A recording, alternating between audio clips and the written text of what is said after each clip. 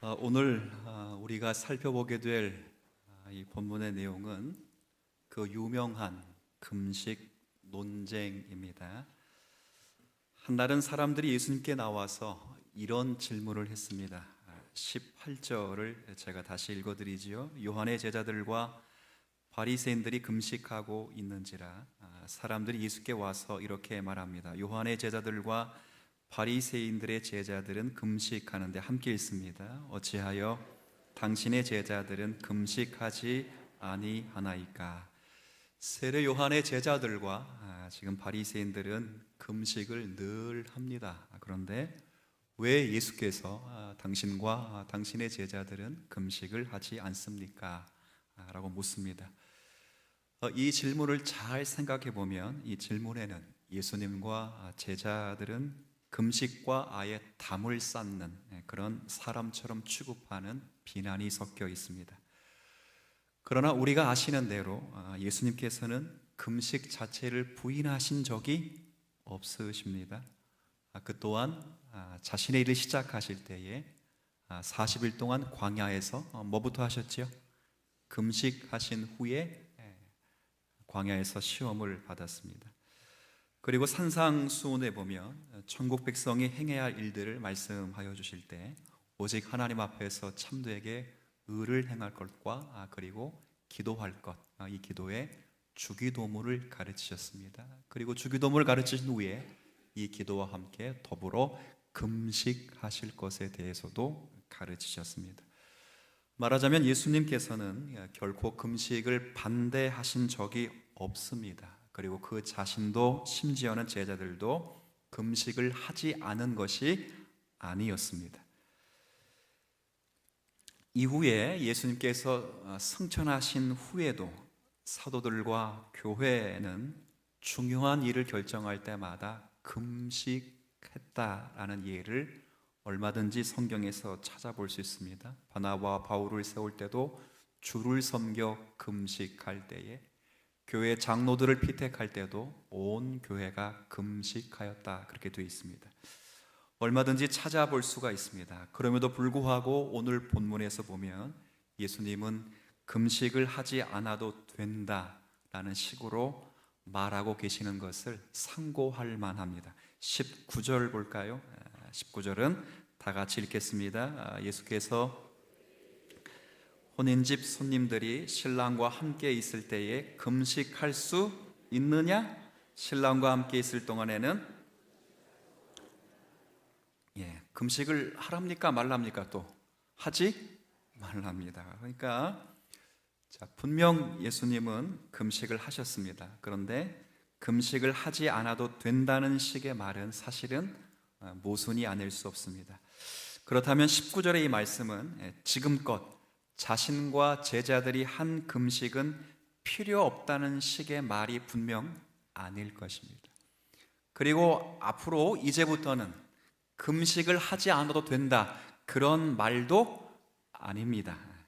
결국 이 본문은 단순히 금식을 찬성하느냐, 금식을 반대하느냐에 관한 것이 아니란 말입니다. 19절을 잘 읽어보면 예수님의 강조는 지금 신랑이 혼인잔치를 위하여 함께 있는 때라는 사실입니다. 여러분, 신랑과 혼인잔치를 하는 동안에 금식할 수 있나요? 여러분, 결혼식장 가서 금식하는 사람 봤습니까? 제가 주례를 하든 안 하든 관계없이 일단 결혼식은 뭘로 평가받지요? 맛으로 평가받습니다. 지금도 회자되는 것, 목사님의 주례사가 멋있다, 이런 얘기 안 합니다. 잠깐만 얘기하죠. 그때 끝나고 밥 먹을 때. 그리고 지금껏 얘기하는 것, 네 집 자식 결혼할 때가 맛있었더라, 지금껏 얘기합니다.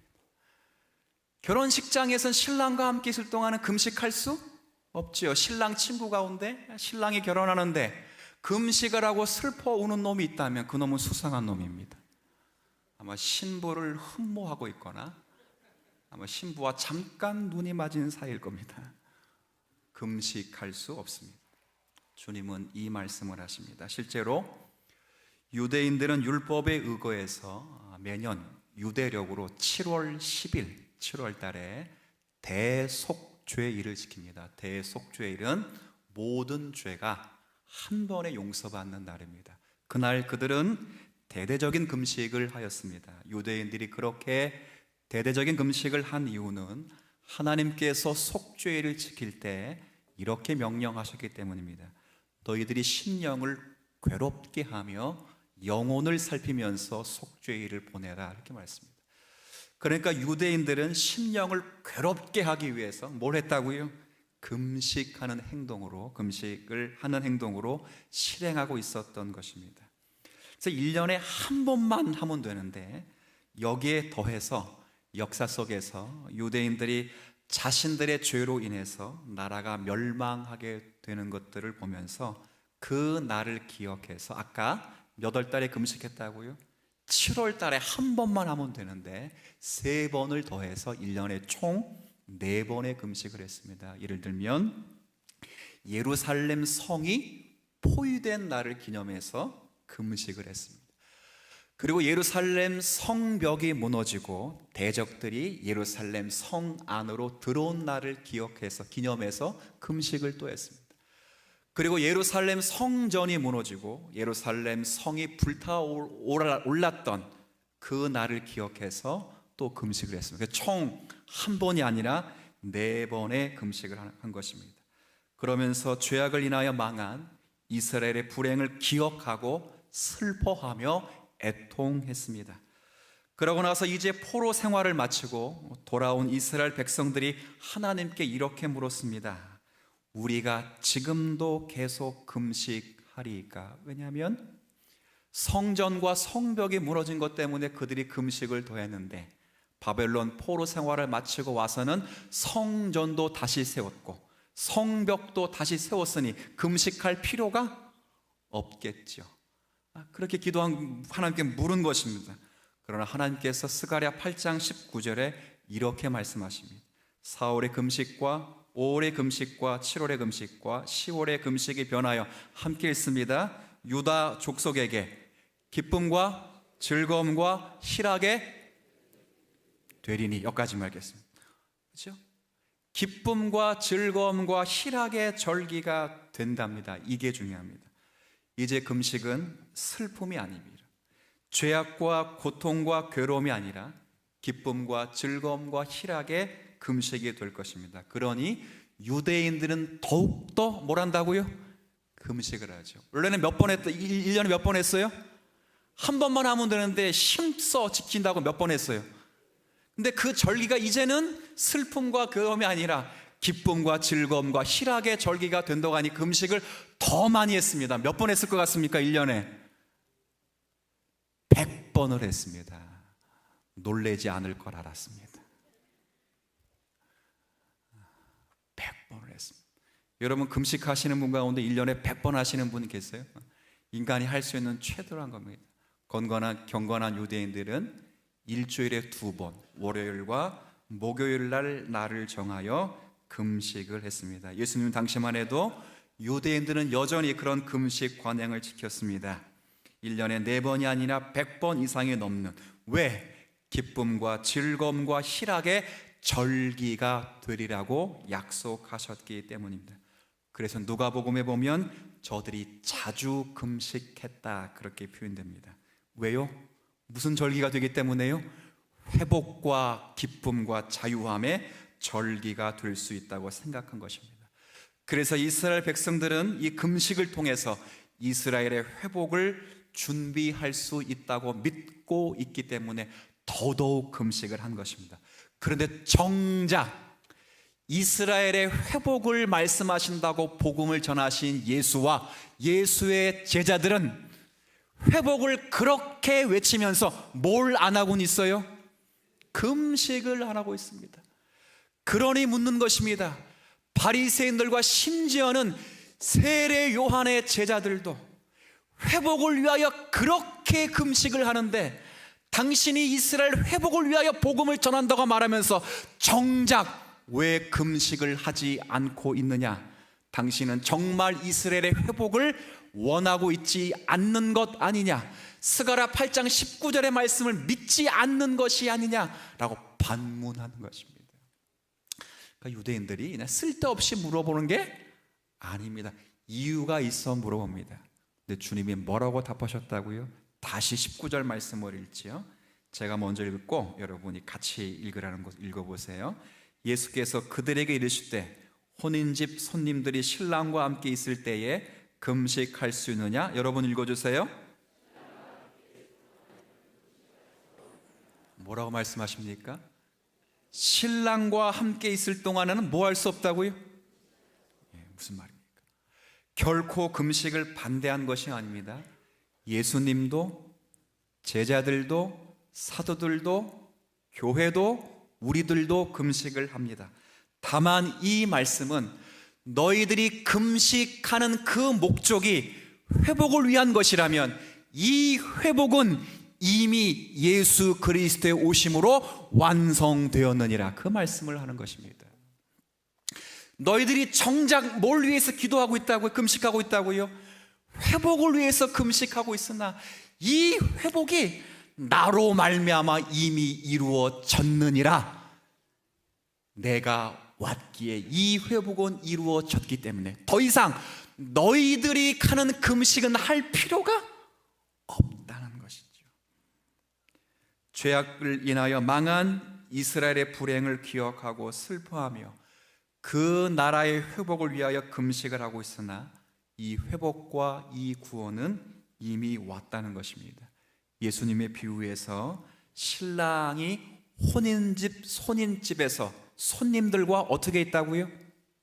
굉장히 중요한 단어, 굉장히 중요한 단어. 손님들과 함께 있습니다. 이 말은 하나님께서 구원을 위하여 이미 우리에게 임하셨다는 말입니다. 이 구원의 때가 임하여 하나님께서 그의 백성을 구원하시려고 이미 찾아오셨다. 지금 이스라엘 회복이 이 그리스도가 오심으로 발생된 것이다. 그 회복, 그 구원을 가지고 오신 분이 바로 예수 그리스도이시다. 이렇게 말씀하시는 것입니다. 거듭 말씀드립니다. 제가 일부에도 거듭이라는 표현을 강조했는데 설교를 다 끝나고 나면 본질을 기억하지 않고 곁다리를 기억하는 분들이 굉장히 많습니다. 그래서 거듭 말씀드려서 본질이 아닌 것에 대해서는 너무 붙잡지 마시라고 말합니다. 뭐냐? 제가 거듭 말씀드립니다. 예수 그리스도를 믿으면 금식할 필요가 없다라는 말이 저도 합니다. 저도. 금식은 누구도 한다고요? 목사님도 합니다. 저도 합니다. 저도 교회에 큰 일이 있을 때 여러분들은 모르나 뭐 하고 있다고요? 배를 곪고 있습니다. 금식은 저도 합니다. 다만 주님이 하신 그 말씀은 너희들이 정말 이스라엘의 영적 자유와 진리와 회복을 위하여 너희들이 금식하고 있다는 것 안다. 그러나 그 회복, 그 영적인 자유가 이미 내가 오심으로 너희 눈앞에 이루어졌느니라. 그러니 금식할 필요가 없다는 거예요. 왜? 그 금식의 목적이 이루어졌기 때문에. 너희들이 원하는 금식은 할 필요가 없지요. 이미 이루어진 것입니다. 사람들은 죄로 인해 망가진 나라, 죄로 인해 부패한 인간의 욕정으로 인하여 금식을 합니다. 그러나 그 슬픔의 근원인 죄악과 부패를 우리 신랑 되신 예수께서 오셔서 끊어내셨습니다. 그래서 슬픔이 변하여 기쁨이 되었고 비통이 변하여 희락이 되게 하셨다는 말입니다. 지금은 그런 때랍니다. 예수로 인한 화목, 예수로 인한 기쁨, 예수 그리스도로 말미암는 죄사함의 은혜, 율법의 저주로부터의 자유, 그것을 누리라는 말입니다. 그래서 오늘 예수님이 하신 이 말씀은 사실은 여러분이 기존에 읽었던 앞의 문단과 다 연결이 됩니다. 전체를 설명할 수는 없지만 앞에 두 문단의 내용이 무엇이었죠? 중풍병자에게 죄 사함의 은혜를 받게 하는 일을 했습니다. 그리고 지난주 말씀드렸던 것처럼 세리 레위를 불러서 그를 품으시고 용서하시고 제자로 삼으신 일입니다.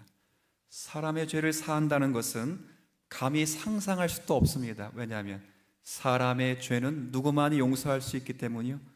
하나님만이 하실 수 있기 때문에 그렇습니다. 그래서 많은 바리새인들이 예수님이 중풍병자의 죄를 용서하시고 사하셨을 때에 참남하도다, 저가 신성을 모독하는도다, 그렇게 비난했습니다. 그러나 예수님은 그 말씀을 통해서 죄를 사하실 수 있는 권세를 가지신 하나님이심을 친히 증거하셨습니다. 그리고 지난주 말씀을 살펴보았듯이 그 죄를 사하실 수 있는 하나님의 권세를 가지시고, 그 가운데 이스라엘 백성 가운데 죄인 중에 가장 죄인이라는 직업이 뭐예요? 세리라고 하는 그 세리를 불러 그의 죄를 용서하시고 자신의 제자로 받아내신 것입니다. 세리는 우리가 예수님의 제자가 되었다고 생각했기 때문에, 보너스 점수를 주었기 때문에 우리가 괜찮은 사람이라고 생각하지만, 세리는 약탈자입니다. 민족의 반역자입니다. 매국노입니다. 절대 용서받지 못할 죄인입니다. 그러나 그분이 부르시고 옛적에 하나님 약속하신 예언이 성취되어서 기쁨의 시대가 이르렀음을 밝히시는 것입니다. 그리고 이 말씀은 또 한편으로는 죄 사함의 은혜에 무지하며 무감각한 바리새인들의, 저들의 영적 상태를 꾸짖고 있습니다. 너희들이 그렇게 하나님의 은혜로운 약속인 죄 사함과 정결케 하심의 은혜를 바라고 기다리면서 수백 년 동안 지켜온 그 금식의 목적이 이제 이루어진 것을 어찌 모르더냐? 어찌 하나님의 아들께서 이 땅에 사람으로 오셨으며 이제 죄 사함의 권세를 가지신 인자로서 한 사람 한 사람을 찾아가셔 부르시고 그 자에게 내가 내 죄를 사하셨다 선언하신 일이 너의 앞에, 눈앞에서 벌어지고 있음에도 불구하고 왜 너희들은 깨닫지 못하느냐? 수백 년간 기다려온 그 약속이 눈앞에 성취되고 있음을 눈으로 보면서도 왜 죄 사함의 은혜와 기쁨의 시대가 도래하였다는 것을 알지 못하느냐? 이런 책망을 담고 있는 말씀입니다. 그래서 오늘의 본문의 말씀의 결론이 이렇게 끝이 납니다. 22절입니다. 21절과 22절은 비유의 내용만 다르지 말씀과 본질은 똑같습니다. 22절 여러분이 결론을 좀 읽어주세요. 시작.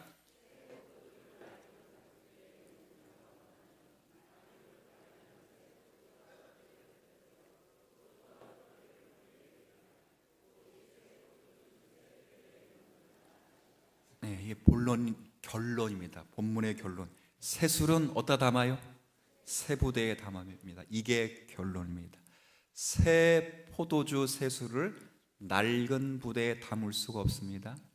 포도주의 새 것은 가스가 차면 발효되는 과정에서 팽창을 합니다. 그러나 낡은 부대에 담으면 그것이 터져버리므로 낡은 부대뿐만 아니라 포도주를 오염시켜 버립니다. 결국 새 포도주는 그래서 새 부대에 담아야 합니다. 말하자면 예수 그리스도로 말미암는 구원, 예수 그리스도로 말미암는 죄사함, 예수 그리스도로 말미암는 회복과 그 자유, 이런 것이 전제되지 않고는 진정한 신앙 행위를 할 수 없다는 것입니다. 진정한 신앙을 가질 수 있는 것은 진정한 신자, 죄 사함의 은혜를 받지 않고서는 행할 수 없다는 것을 거듭 강조하는 것입니다. 진정한 신자가 되게 하는 일에 지금 신랑이 오셨고 20절의 그 말씀처럼 신랑이신 예수 그리스도가 십자가의 사역을 지지 않고서는 다른 방법이 없다는 것을 말씀하십니다. 예수 그리스도께서 우리를 위해 죽으시는 그 일이 있어야 우리는 그분을 믿을 수가 있습니다. 그의 십자가의 사역을 근거로 해서 죄와 사망에서 벗어나고 비로소 하나님의 사람이 되어 의를 행하고 진리를 행하고 영혼에 동참할 수 있는 일들이 일어납니다.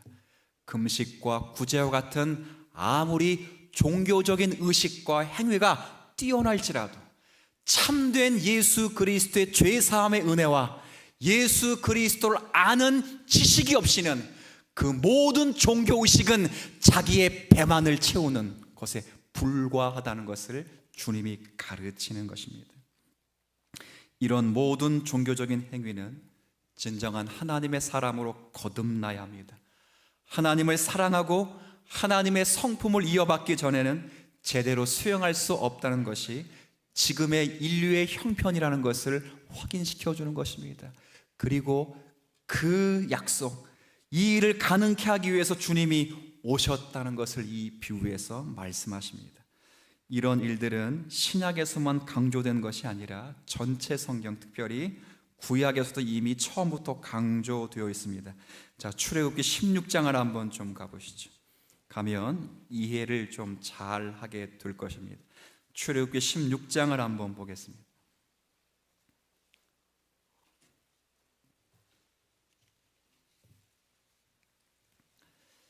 자, 출애굽기 16장 1절부터 4절까지인데요.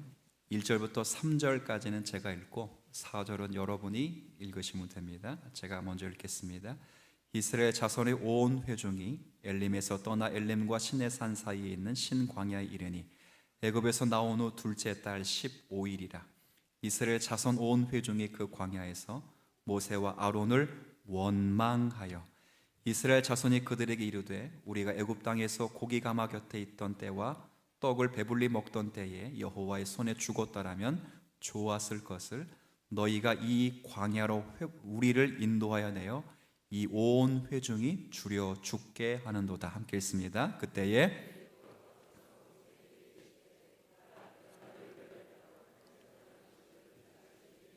내 백성 이같이 하여 그들이 내 율법을 준행하나 아니하나 내가 뭘 한다고요? 무슨 말씀이냐면 이스라엘 백성들이 출애굽해서 광야로 나가니까 며칠 지나지 않자 이제 먹을 것이 똑 떨어진 것입니다. 그래서 먹게 떨어지니까 뭐 하죠? 아까 2절에 읽어보니까 불평을 합니다. 그래서 하나님 뭘 주셨다고요? 주신 게 만나입니다. 이것이 이 내용의 가장 큰 줄거리입니다. 그러나 이 내용 속에 자칫하면 놓쳐버릴 부분이 하나 있습니다. 그게 뭐냐면 하나님께서 이 백성들에게 일용할 것을 주실 때 4절의 중간에 보면 이렇게 말씀하십니다. 일용할 것을 날마다 거둘 것이라 이같이 하여 그들이 내 율법을 준행하나 아니하나 내가 뭐 한다고요? 시험합니다. 이렇게 나옵니다. 이 말은 이스라엘 백성들이 하나님 앞에서 먹을 거 달라고 할 때 그냥 먹을 거 주세요 이렇게 말한 게 아닙니다. 여러분, 자녀들이 엄마 배고파 그럼 여러분들이 밥을 차려주죠. 근데 그렇게 배고프다고 애원해서 밥 차려주면서 시험하면서 밥 차려주는 부모 왔습니까? 그렇지 않습니다. 만나를 주시면서 시험을 한다는 것은 이스라엘 백성들이 하나님 앞에 배고파서 밥을 달라고 할 때 거기에는 배가 고파서 밥을 달라고만 한 것이 아니고 영적으로 이런 원망을 섞어서 한 것입니다. 어떤 원망이요? 주의 말씀을 따르고 신앙생활을 잘하고 싶지만 뭐가 고파서 신앙생활을 못하겠다고요? 배가 고파서 못하겠다는 것입니다. 그 얘기입니다.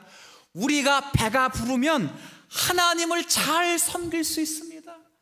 내 지금의 형편이 나아지면 주님을 더 멋지게 섬길 수 있습니다 라고 하나님께 원망한 것입니다.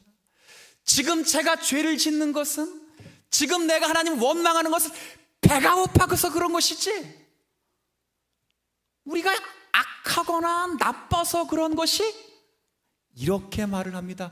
그래서 하나님이 네 말이 맞니 내 말이 맞니 하고 준 게 뭐라고요? 만납니다. 시험하신 것입니다.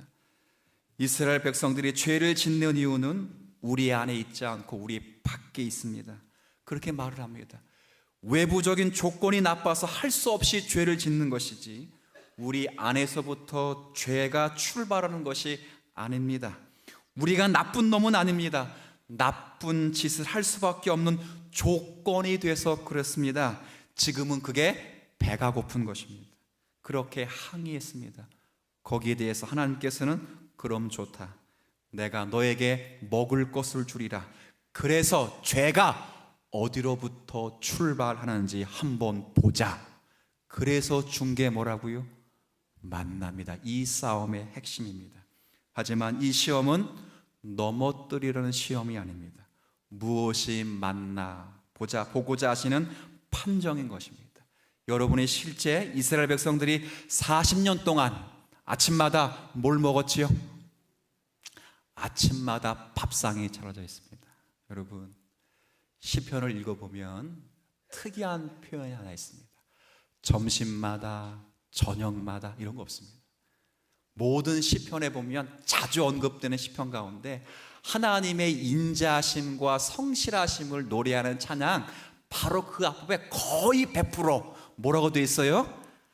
아침마다 주의 인자하심과 성실하심이 크도다, 아니면 새롭도다, 이렇게 되어 있어요. 왜요? 아침마다 뭘 먹었다고요?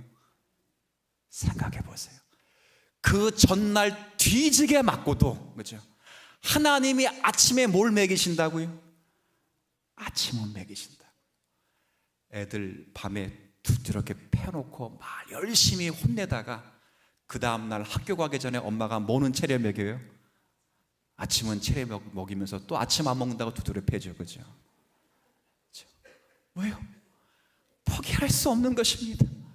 그래서 늘 비교하는 것입니다. 뭘 비교해요?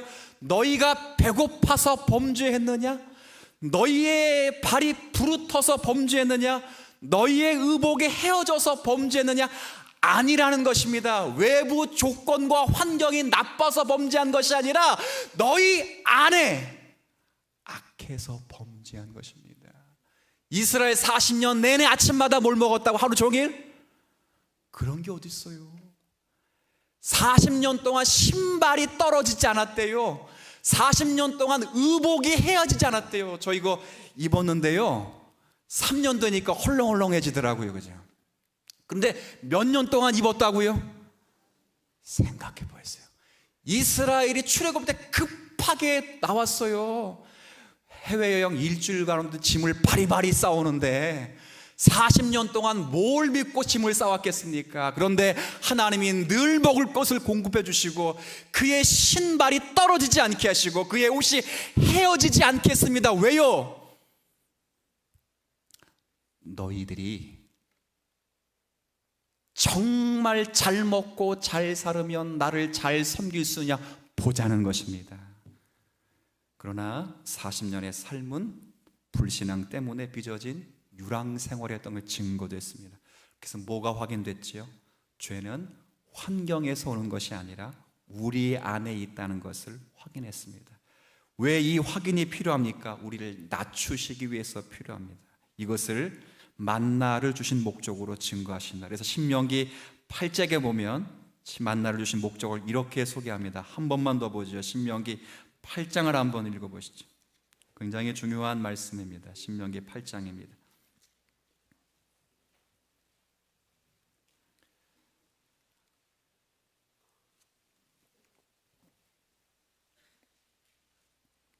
신명기 8장 16절, 제가 가진 구약 성경으로는 274쪽입니다. 제가 읽고 끝부분만 같이 읽겠습니다. 내 조상들도 알지 못하던 만나를 광야에서 내게 먹이셨나니 이 만나를 먹게 한 그 이유는 이는 다 너를 낮추시며 너를 시험하사, 함께 있습니다. 마침내 왜 만나를 주셨다고요? 아까는 시험하시는 것인데 그 시험이 뭐 주시기 위한 시험이지요? 그렇죠. 낮아져야 복을 받습니다. 왜 그렇습니까? 선한 것과 거룩한 것과 의로운 것이 우리 안에 없다는 것을 알아야 복을 받습니다. 지난주 설교 기억하십니까? 아무나 의사를 찾아가지 않습니다. 자신이 환자인 것을 깨달아야 의사를 찾아갑니다. 아무나 예수 그리스도를 붙잡지 않습니다. 자신 안에 진리와 생명과 거룩이 없다는, 자신이 죄인임을 깨닫는 자들만이 예수 그리스도를 찾아가는 것입니다. 우리가 하나님을 찾아야 되는 것은 복받기 위해서도 아닙니다. 우리가 하나님을 찾는 것은 환경을 바꿔 달라고 찾아야 되는 문제가 아닙니다.